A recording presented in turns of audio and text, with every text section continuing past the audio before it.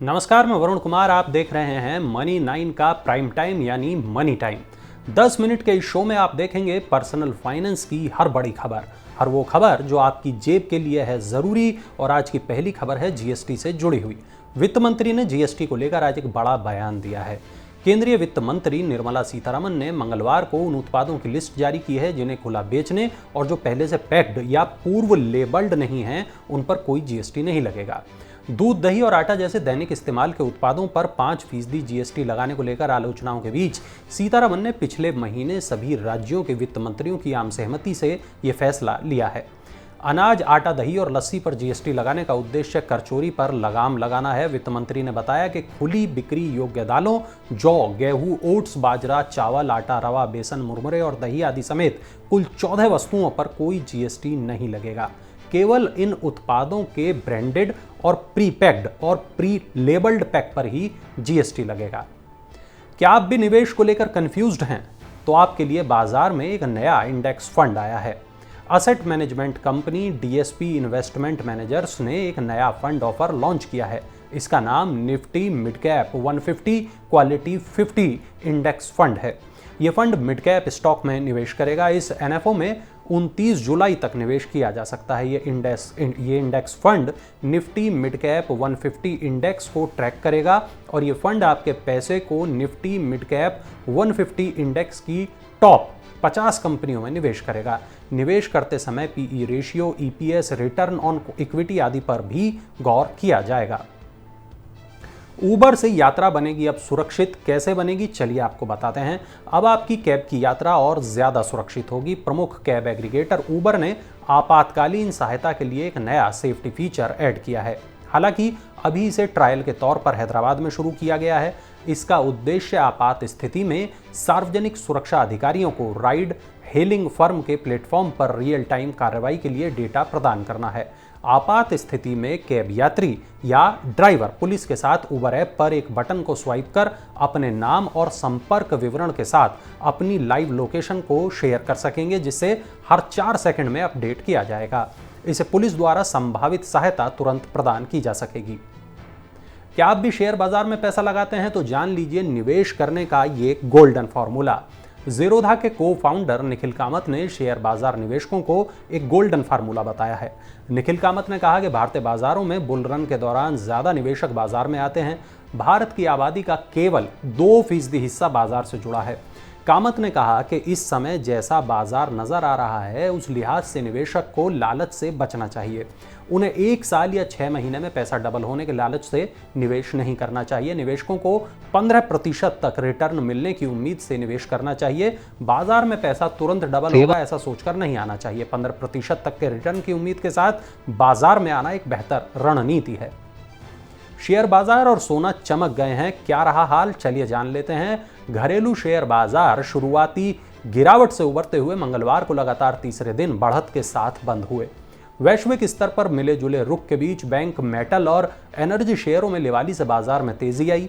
Dollar के मुकाबले रुपए में तेजी से भी निवेशकों की धारणा को मजबूती मिली। बीएसई सेंसेक्स 246 अंक की बढ़त के साथ 54,767 अंक पर बंद हुआ। नेशनल स्टॉक एक्सचेंज का निफ्टी 62 अंक की बढ़त के साथ 16,340 अंक पर बंद हुआ। सेंसेक्स के 30 शेयरों में से 19 शेयर लाभ में रहे। वहीं दूसरी ओर दिल्ली सर्राफा बाजार में सोना 6 रुपए की मामूली बढ़त के साथ 50,290 रुपए प्रति 10 ग्राम पर पहुंच गया। चांदी 137 रुपए के नुकसान से 55,539 रुपए प्रति किलोग्राम पर आ गई।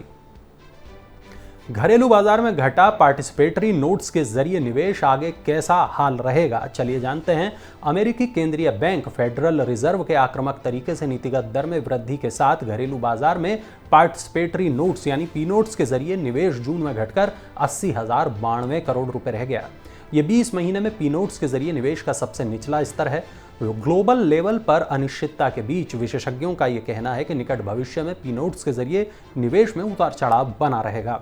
पंजीकृत विदेशी पोर्टफोलियो निवेशक उन विदेशी निवेशकों को पी नोट्स जारी करते हैं जो प्रत्यक्ष रूप से पंजीकृत हुए बिना भारतीय शेयर बाजार का हिस्सा बनना चाहते हैं। जून महीने में निवेश लगातार दूसरे महीने कम रहा है।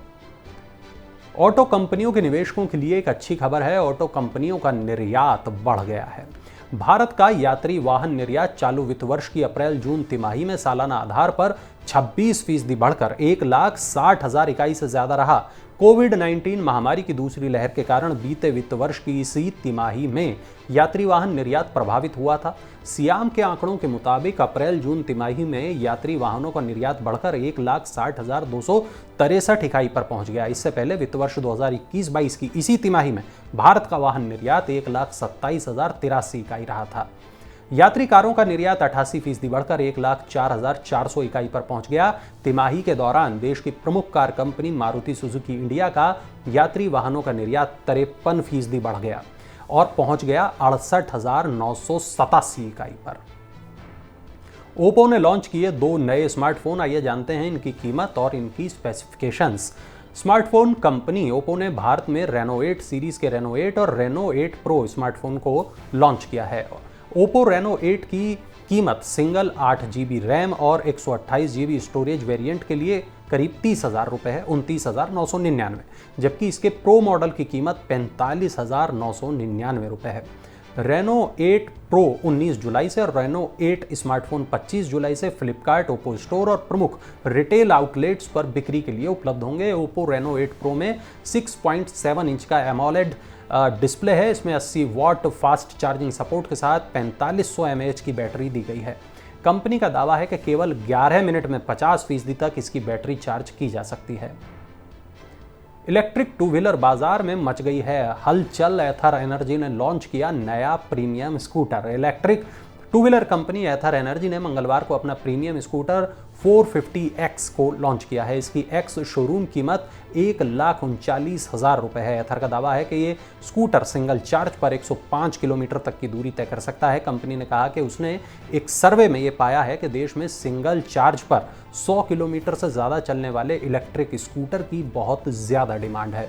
प्रीमियम 450X के नए वर्जन को लॉन्च करने के साथ एथर ने लोगों की इसी मांग को पूरा करने का प्रयास किया है। और मारुति की इस SUV से कल उठेगा पर्दा, आइए जानते हैं इसकी कीमत कितनी हो सकती है। देश की सबसे बड़ी कार कंपनी मारुति सुजुकी बुधवार को नई ग्रैंड विटारा को भारतीय बाजार में पेश करेगी और ऐसा माना जा रहा है कि कंपनी अगस्त 2022 के आखिर में इसे ऑफिशियली लॉन्च कर सकती है और इसके दाम का ऐलान कर सकती है। मारुति SUV ग्रैंड विटारा में digital driver display, panoramic sunroof, 9 inch का एक टच स्क्रीन और 360 डिग्री कैमरा मिल सकता है। इसके अलावा मारुति अपनी फ्लैगशिप SUV में ventilated front seat, head up display, wireless phone charger और एम्बियंस लाइटिंग का ऑप्शन दे सकती है। यह SUV 6 airbag, tyre pressure monitoring system, electric stability control और चारों पहियों में डिस्क ब्रेक के साथ आएगी। ऑटोमोबाइल विशेषज्ञों के मुताबिक इस कॉम्पैक्ट SUV की कीमत 9.5 लाख रुपए के आसपास हो सकती है।